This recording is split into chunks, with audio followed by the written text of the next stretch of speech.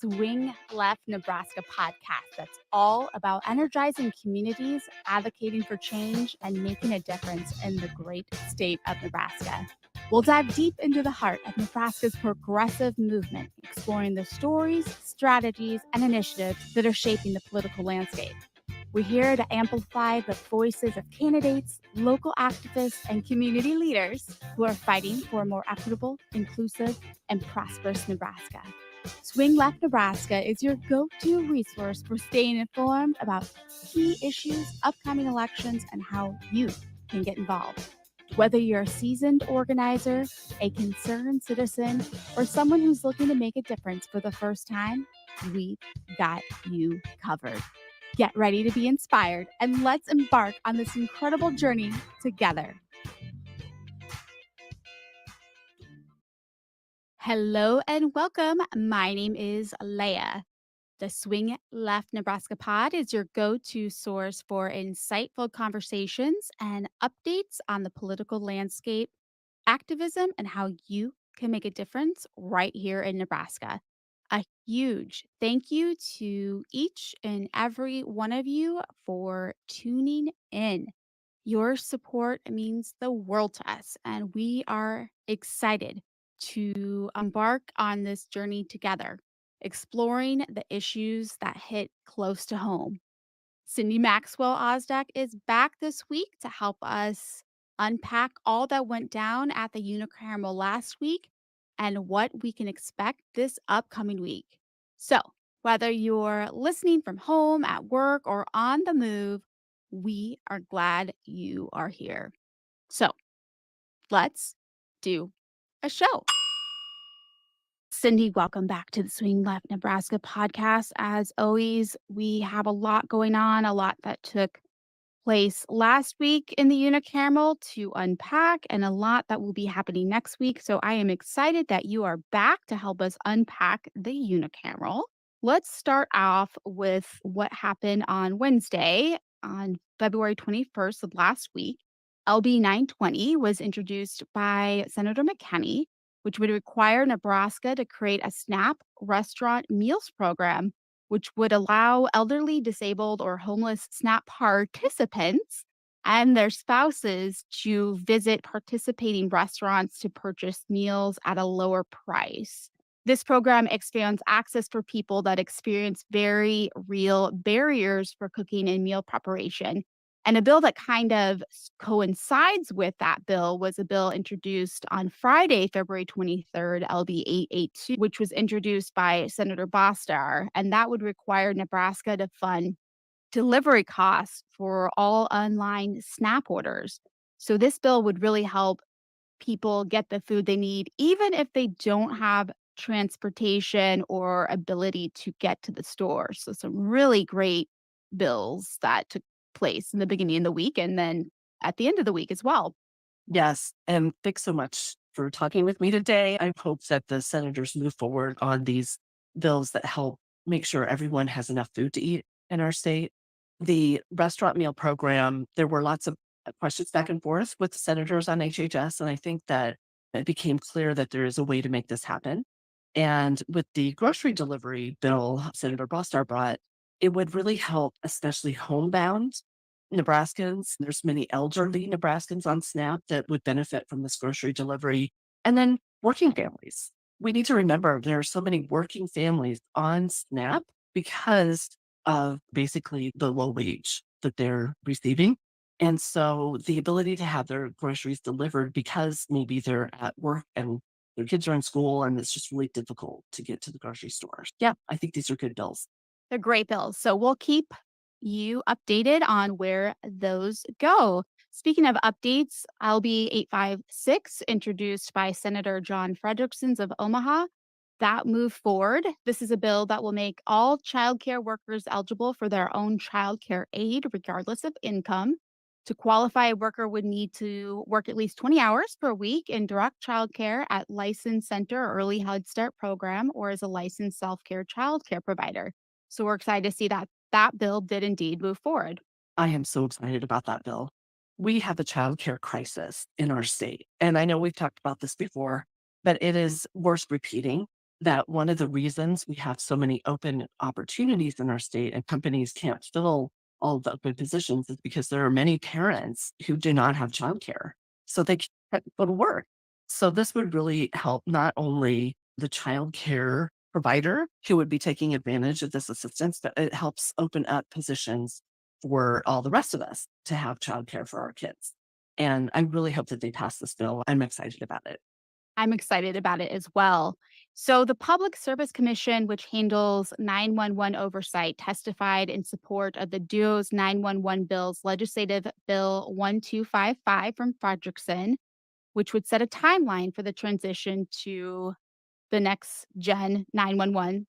And then LB 1256 from DeBoer would set a time frame for the PSC to hold a public hearing after receiving a report of a significant 911 service outage. So providers would also need to submit reports already required to the FACC to the state agency. So those bills did have hearings last week. What can you tell our listeners about that? I think these are great bills, and it is so important that the legislature work to make sure that these are very stable, secure, and that these services will be there when Nebraskans need them. I like that they're doing an overview as well as making some firm requirements that they get this to happen. State Senator Tony Vargas of Omaha introduced LB 355 on Wednesday, said that in more than 60% of the 2022 fatal overdose cases, there were at least one potential opportunity to prevent a death. Under this bill, $4 million per year in grants from the Nebraska Opioid Recovery Fund would provide for the Nebraska State Patrol, healthcare facilities, local public health departments, and behavioral health regions to create programs to improve opioid treatment and response to overdose. So that's really exciting to see that bill did advance on Wednesday.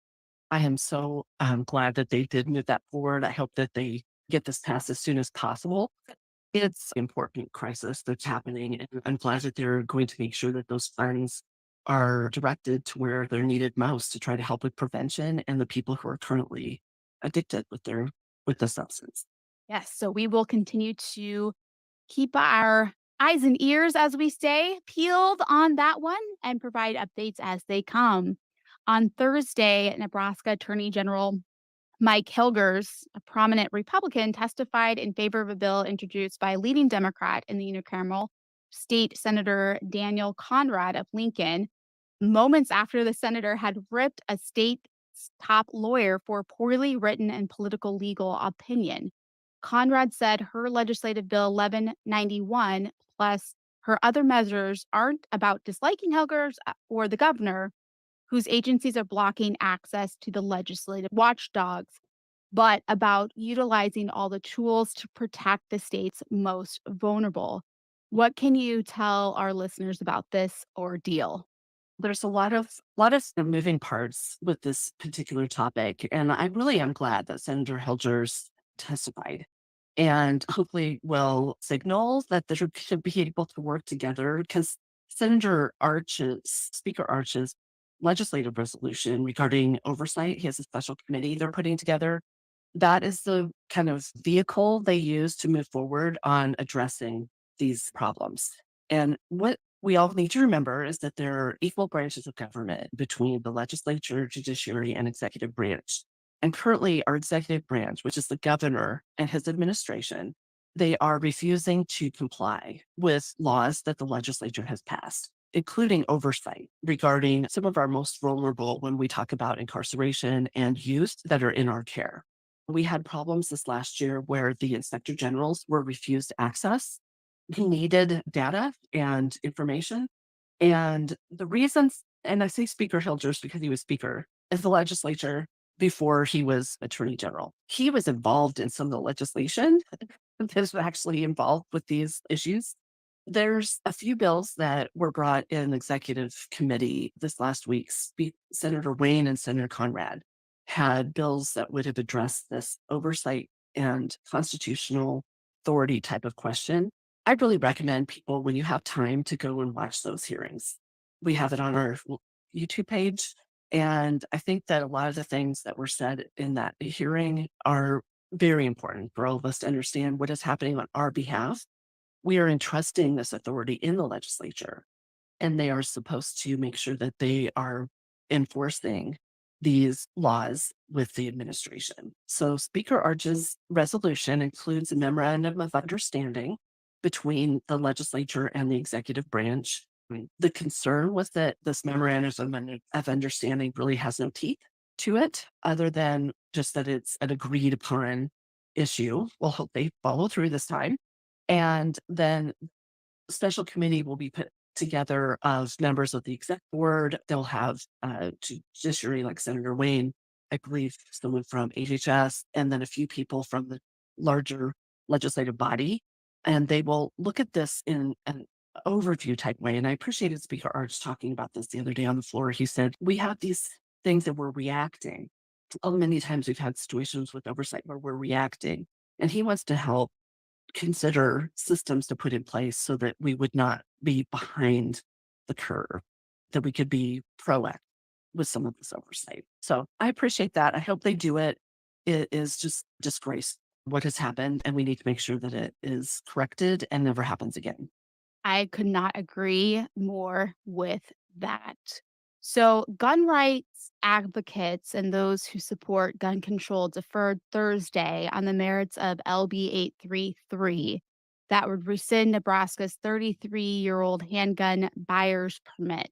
The law requires anyone seeking to purchase, rent, or receive a handgun to first obtain a state permit costing just $5 after first undergoing a criminal background check by a local law enforcement agency. The permit is good for 3 years, which is what much of the debate was about on Thursday. Senator Tom Brewer of Gordon, who won passage last year of allowing the carrying of concealed weapons without a state permit, introduced this bill with the goal, he said, of increasing background checks. Right now, if someone obtained a state buyer's permit and committed a felony or other offense the next day, that would disqualify the person from carrying a firearm. But that might not be discovered for 3 years, Brewer said.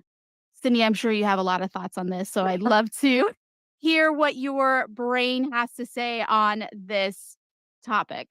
I wish Senator Brewer would work to increase safety and security in our state by working to enact common sense gun regulations as opposed to loosening. And especially with these changes to the reporting, one of the things that I know the organization Moms Demand Action had a lot of information that they put out about this particular bill and the others that came up during the session. One of the things that we need to make sure that Senator Brewer realizes is that Nebraskans are very concerned and worried about loosening gun regulations in our state. We want to make sure that our children are safe, our families are safe. And I had this a information session before the hearings that afternoon with Moms Demand, and Senator Tony Vargas came and talked to us. And it was very helpful, very excellent kind of conversation back and forth.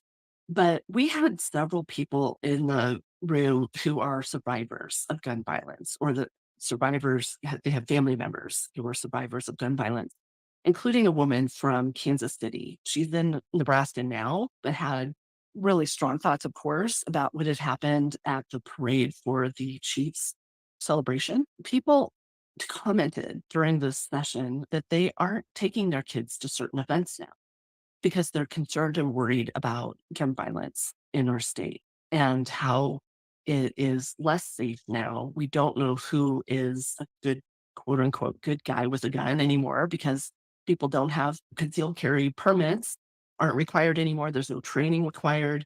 And we just in Omaha had news about how the legal battle has been proceeding regarding Omaha trying to implement at least some areas in our city that would be safe from concealed weapons, and that included like parks and city-owned kind of public buildings and things. The judge actually disallowed the bans or the notices that the mayor had put up in libraries and our parks and things like that. So they had to take those signs down that guns are no longer allowed in our libraries.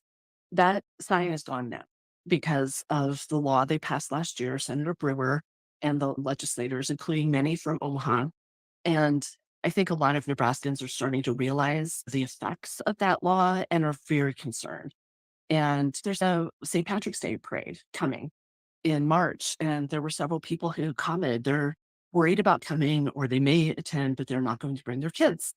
And this is dangerous that we not be able to convene and be in public, that we be worried and scared about joining together and having community. I hope that this bill does not advance from committee and that if it does, that the senators vote no. I do as well. Another bill that we didn't mention was the bill introduced by Senator Reapy, LB 1109, this year in hopes of attending an exception for fetal abnormalities up to 20 weeks post fertilization, in line with other exceptions for incest and sexual assault, which were included last year. At least 2 physicians would need to confirm a fatal diagnosis determining the pregnancy would result in the infant's death or inevitably thereafter. LBL 1109 would also repeal criminal penalties for someone who intentionally or recklessly or attempts to perform an abortion in violation of state law. This penalty is currently a class 5 felony. Patients are not held liable for abortions performed or attempted illegally. Now, you testified on this bill, didn't you? Yes, I feel very strongly about this. I attended that hearing, and it is something I do want to make sure and just say right off the bat that I do not believe that the legislature should be inserting themselves between women and their doctors regarding the health care for their reproductive rights. And one of the things that happened last year when Senator Reeby had brought this amendment for 574, we need to remember that 574 was the ban regarding transgender health care for youth in our state. The abortion ban originally last year didn't pass, and that was LB 626. What happened at the very end with the transgender healthcare ban is that they inserted the abortion ban into it, and it did not include some of the provisions Senator Reedy had tried to make sure would be included. And there's a kind of exchange on the floor of the legislature from last year I just can't get out of my head. And I actually included it in my testimony the other day. It was between Senator Reedy and Senator Hansen, where he said this fatal fetal anomaly provision regarding the criminal penalties and liabilities for doctors. He said, will you work with me, Senator Hansen, to make sure we address this next year? And Senator Hansen said, of course. And it was very just abrupt and cavalier. They passed the bill, including the criminal penalties for doctors and this lack of any exception for fatal fetal anomalies. And there have been Nebraskans already hurt by that passage of that law. It is on the books right now. And I think a lot of people can understand when they see what is happening I think a lot of people can understand how difficult it is to draw the line with these various nuances about our healthcare. And we should not have the legislature inserting themselves into this. We see that happening in other states. In fact, there was a judge in one of the southern states who just ruled regarding embryos being protected as children. And so now IVF in that state is in jeopardy, and IVF services are being considered all across the country. There's uproar about this. It's not a surprise to people who followed this issue. All of these things are interconnected, and abortion care is healthcare. And our OBGYNs and doctors and nurses and their organization, they testified against these bills last year for some of these very reasons. And so when we talk about Senator Reedy trying to bring this to correct it, yes, I believe they should make sure and remove these penalties that the doctors are facing right now. One of the things, though, that we need to remember is that we have a petition process in the works across the state. If there is anyone who has not yet signed the petition to protect our rights regarding abortion care in our state, please go online. It's called Protect Our Right, Nebraska. Find a petition signing event or leave a note that you're looking to sign, and we'll make sure and get someone in touch with you. We need to get this on the ballot in November so that we can take matters into our own hands as voters and make sure and let the legislature know that they should not be inserting themselves in this process. Nebraskans as a whole understand that these healthcare decisions should be reserved privately between a woman and her doctor and her family and her faith. And it is not something that most Nebraskans do not want these extreme bills. And we need to make sure that we let the legislature know. Absolutely. And I will put a link for it's Protect Our Rights in the show notes so you can check out that website. Sydney, I think we are coming to the end of what happened last week. But before we move on to what to expect next week, is there anything else I missed or should we be addressing? We're halfway through the session right now. And there were a few hearings last week that I do want to make sure and mention because I'm very excited and hope that the at least two bills that were in HHS move forward. Thunder Day brought bills regarding lactation consultants and breast pumps for Nebraskans who are on Medicaid. And it's just eye popping that we don't provide the Medicaid recipients in Nebraska were not provided breast pumps for as long as they needed them. And we're expecting people to go back to work, right? Mothers need to feed their children. And if we have a nursing mother that needs to get back to work, then we should be making sure that however long someone needs a breast pump, that is available to them. And lactation consultants, I think it's just a no brainer. That is such an important healthcare service that we should be making sure that it's available. All right. So moving on to next week, the good, the bad, and the ugly. Starting off with LB 833, introduced by Senator Blood, would create a committee dedicated to reviewing the prices of prescription drugs and would create a maximum price for medications. Comments are due by Tuesday, February 27th. That is a great bill. And I really recommend people write comment for this one because I know that there's so many of us that realize when we're at the pharmacy, when we get that bill or when we get the denial and we're faced with paying for the full price possibly because maybe our prescription is not in the formulary. These types of things, I am really glad that Senator Blunt is taking proactive approach. Moving on to LB 1065, introduced by Senator Lippincott, would allow religious leaders with no other training to serve as counselors in public schools. I am against this bill for multiple reasons, but being a social worker who had to go through many years of school to get the correct licensure to be able to offer counseling services, it's a kick in the face when it comes to all the schooling I had to go through. And then I am a big proponent of separation of church and state. So, what are your thoughts on this, Cindy? I'm I'm just I'm just gobsmacked at this legislation. I had no idea where this is coming from and why any senator would think this is a good idea. I think they tried to pass something like this in Texas too. So it might be one of those bills that's shopped around across the country, those model bills. I have children in 9th, 10th, and 11th grade. They're in high school now. I have appreciated the counselors in our schools that have been so helpful to my children and us as parents all these years. And we are looking at this legislation and we just do not understand why it would be a good idea to have someone with no training serving students with sometimes very, very serious concerns.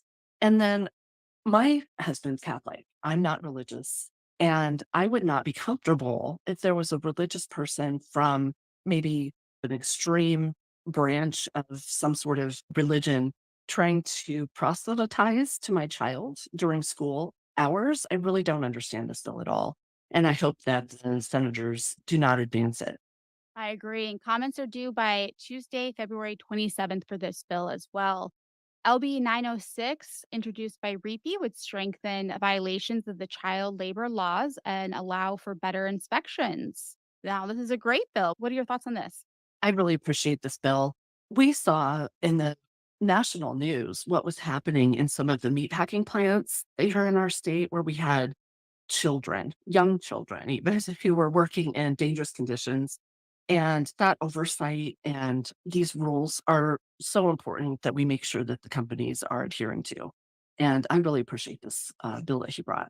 Absolutely. I would say too, it's important to put in context what is happening across the country. We're seeing bills in other states where they're loosening child labor laws, including in Iowa. So I do appreciate that Senator Repe has brought this one, and I hope that the legislature continues to protect Nebraska children in the workforce next year as well. Absolutely. Could not agree more.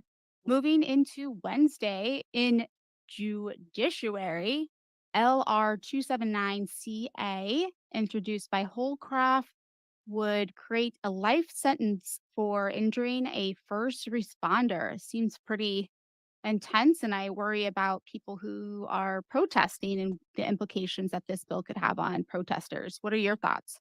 Of course, we don't want anyone being injured, Right. first responder or not. I want to say that first. I don't believe that this is good law. A light sentence for an injury to a first responder can go so many bad directions.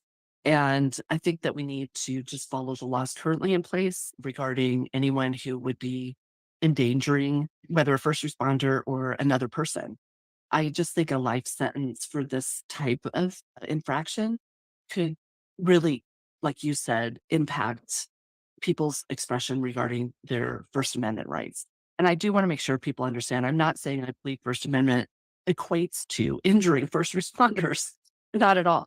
I think this particular legislative resolution is a not good policy. And I'm hoping that they don't put it to the voters for a constitutional amendment creating this life sentence. I don't think we should be injuring first responders. I don't think we should be injuring anybody in our state, right? But I think we have criminal penalties already on the books, and we need to be focusing on other solutions for our state instead of trying to create really harsh penalties for something that we're really not experiencing. Absolutely. Now, moving on to LR 281CA is a proposed constitutional amendment introduced by Senator Erdman that would restrict legislative sessions to only every 2 years. Are you kidding me? There's what is there to say? It just doesn't make sense. We are looking for solutions in our state to make sure and protect and also invest in our state regarding our lives, our loved ones, our businesses, our communities. And there are things happening on a daily basis, let alone yearly basis. And we need to make sure that our legislature is meeting on a responsible kind of schedule.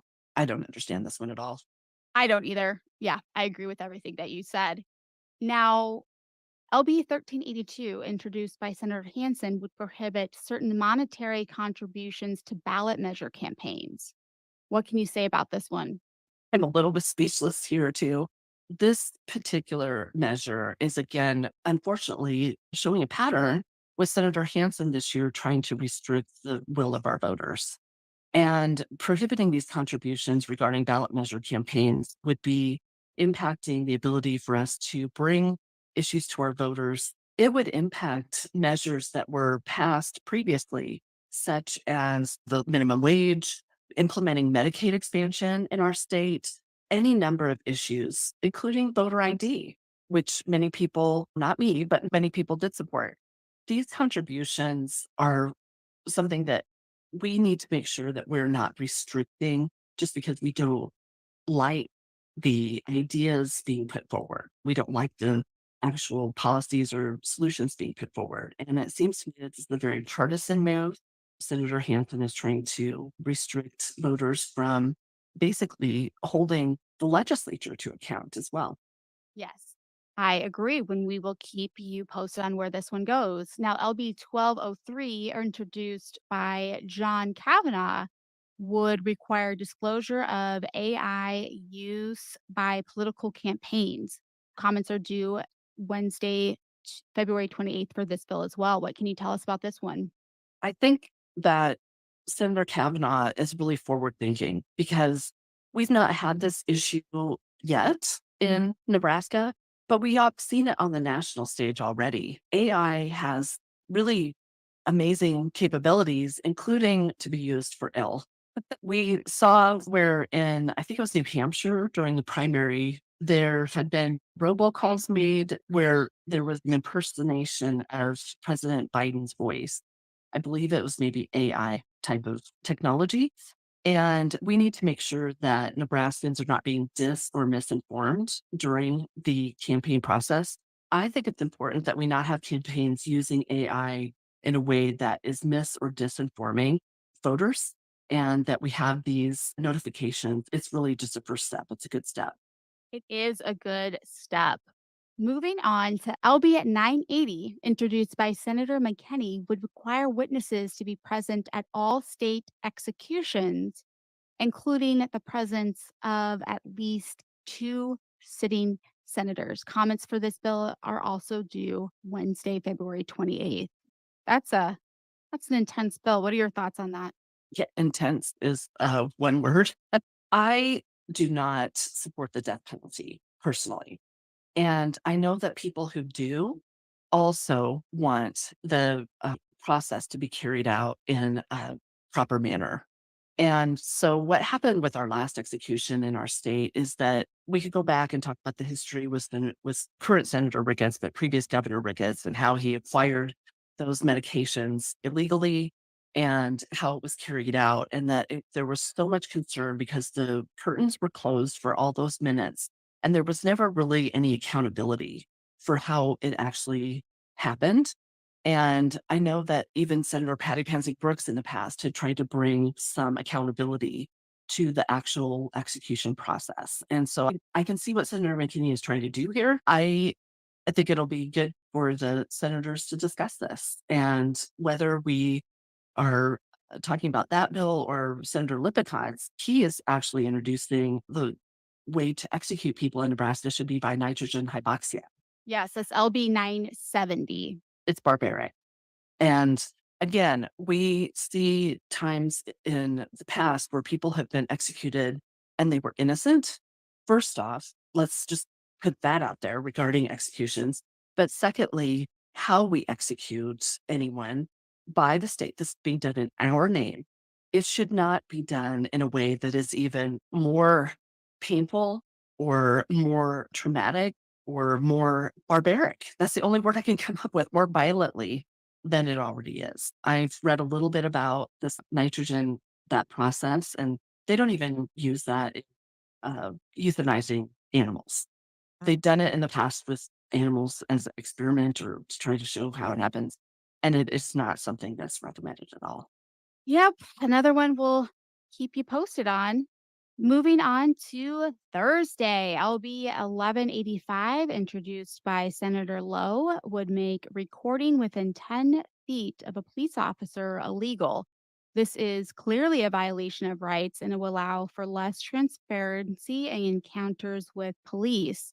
And I was saying offline that if this was a rule in Minnesota, we would not have the footage of what happened to George Floyd, which woke the world up to some injustices that are taking place within the police system.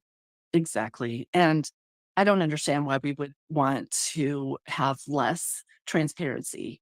It just, to me, this particular bill is a bad policy.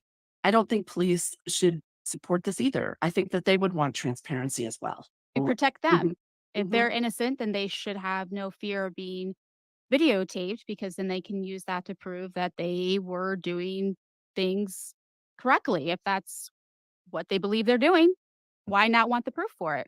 And this is just a way to chill free speech. So I definitely don't support this.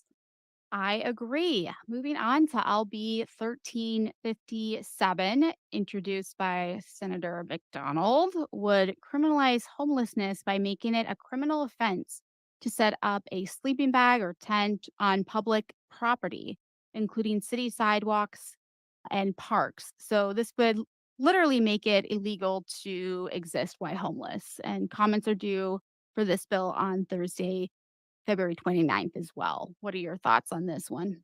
This is just shameful policy. We should be working to support Nebraskans. And if we have people who are houseless, we should be prioritizing how we can work to correct that issue and not make it illegal to be houseless.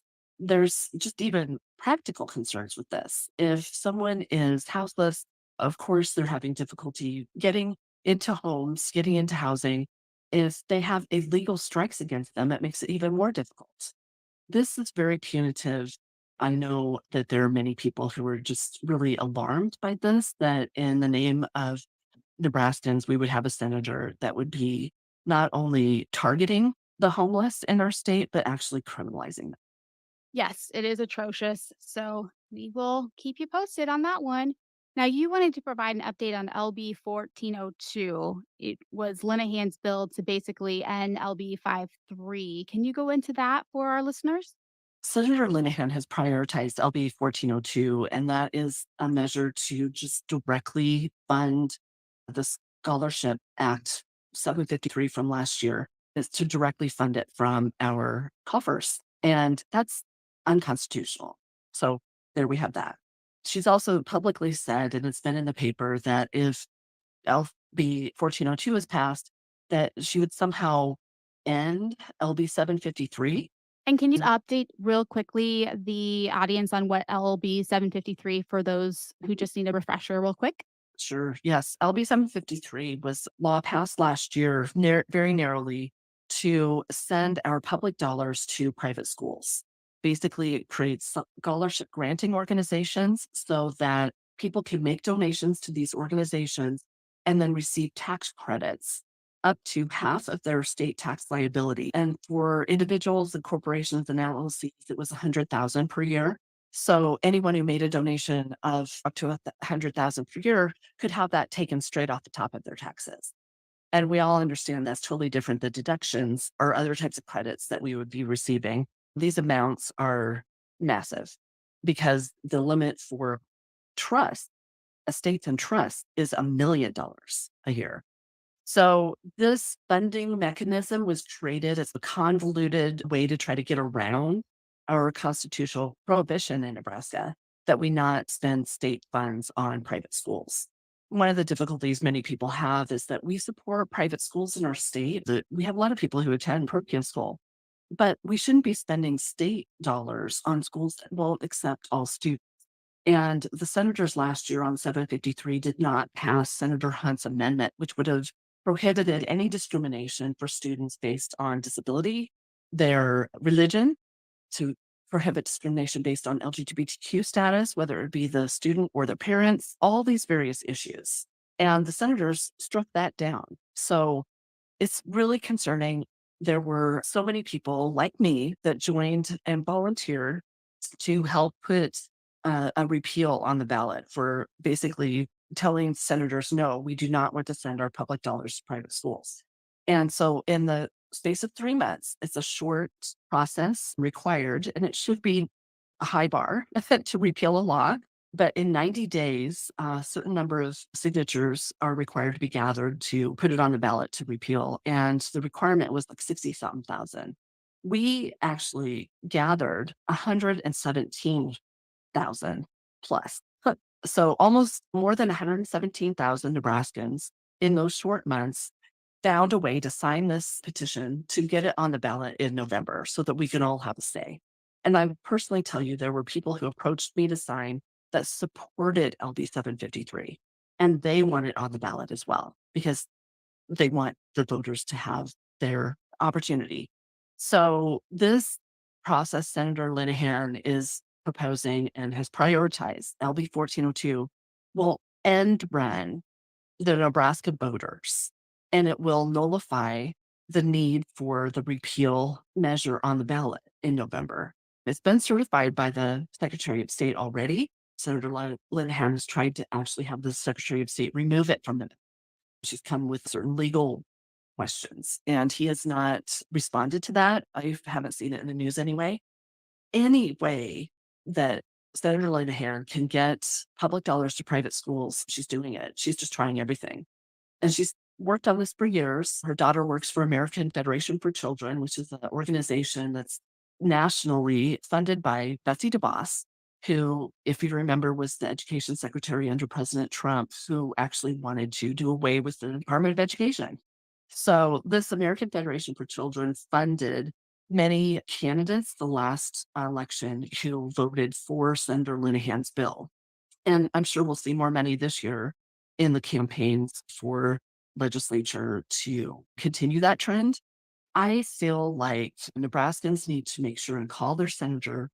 Pick up the phone today. You can call, leave a message, send an email, but let your senators know that we should not be bypassing the voters. We've already said we want this on the ballot. We want to vote on this, and they should not be passing a law that would end run that process.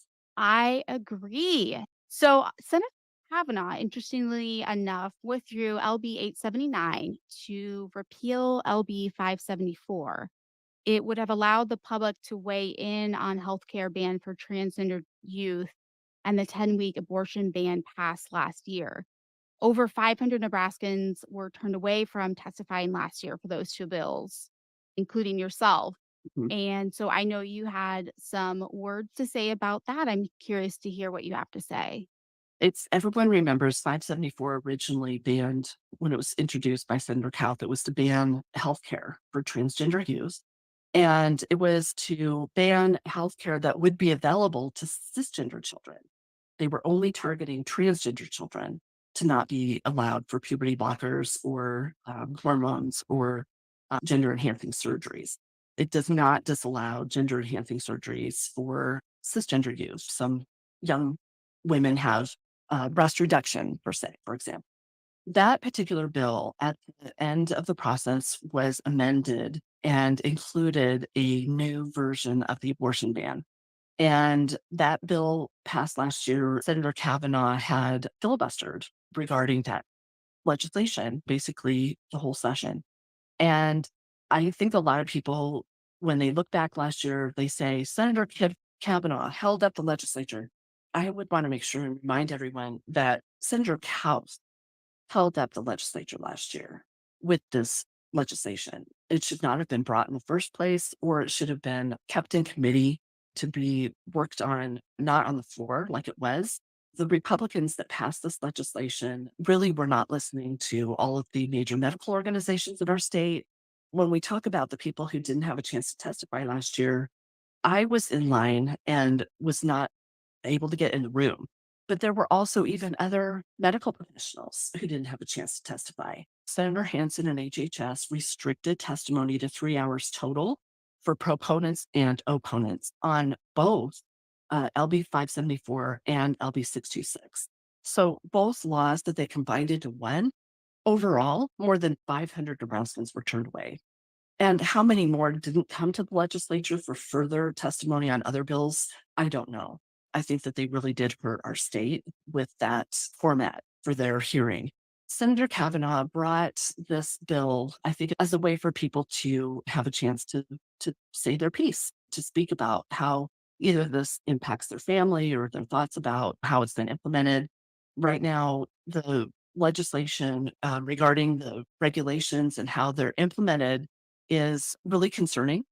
And so I don't know why Senator Kavanaugh withdrew this bill, but I want to make sure and let everyone know. If anyone had been planning on to attend on Thursday, they won't be having this hearing. But it sounds like HHS has been working to have Nebraska's chief medical officer attend a briefing with the HHS committee. It looks like it's on Thursday at 1, and it sounds like the briefing will be public, but the public will not be allowed to speak like it was a hearing. It's just more of a briefing. And it does not sound like it's been confirmed, though, that Chief Medical Officer Tesmer has plans to attend, which is very concerning because not only was his appointment process and confirmation very difficult, but when the temporary regulations had a hearing last November, with HHS, he didn't attend that either. So it'll be interesting to see what happens. But I do just think it's important everyone realize that bill has been withdrawn and to not have it on your calendar. Yes, thank you so much for that update. Now, a couple of things happening on Friday. I know you wanted to discuss the forecasting board. Can you explain what that is and what we can expect with that? A little bit about the forecasting board. It is something that I've been following for a few years now.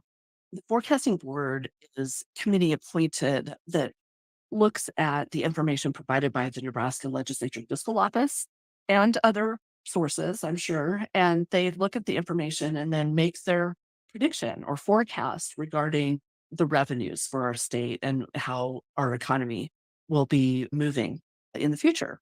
And so those forecasts are really important to the legislators.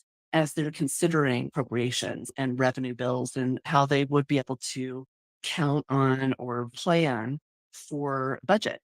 So this forecasting board is on Friday, and previously that used to be held and it was just attended by the news and maybe anyone in person who wanted to attend and learn about it.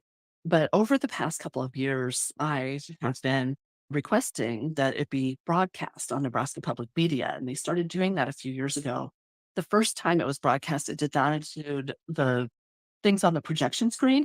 It just was forecasting board and the fiscal office talking about what was being projected on the screen. So since then, the Nebraska Public Media technical people have worked to make it even more accessible so that we can watch along with everyone in the room as to what is being discussed.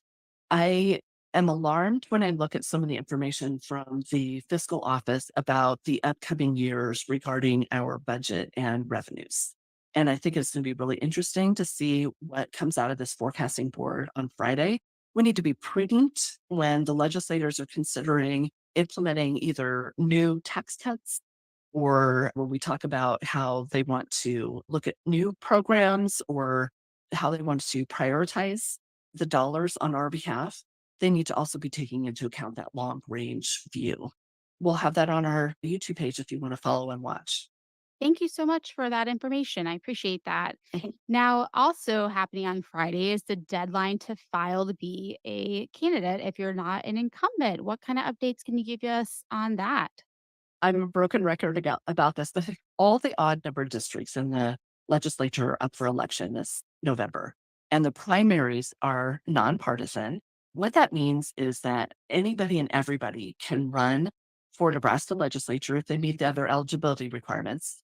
And the top two vote getters then move on from the primary to the general. It allows for people from all parties or no parties, and that includes people like me. I'm an independent. And if you look at some of these races, we have two Republicans or we have four Democrats. It can be really amazing to see how voters decide who they want to move to the general. And there are a few legislative districts that don't have either people or maybe people from various spectrum on political ideology or parties. So I think it's important everybody take a look and consider running themselves or asking people that they think would be good to represent our state. And this deadline is not just the legislature, it's for all of the positions that will be up in November. So if you know anyone who would be good to run for school board or NRD or State Board of Education, all of these various positions will be on our ballot.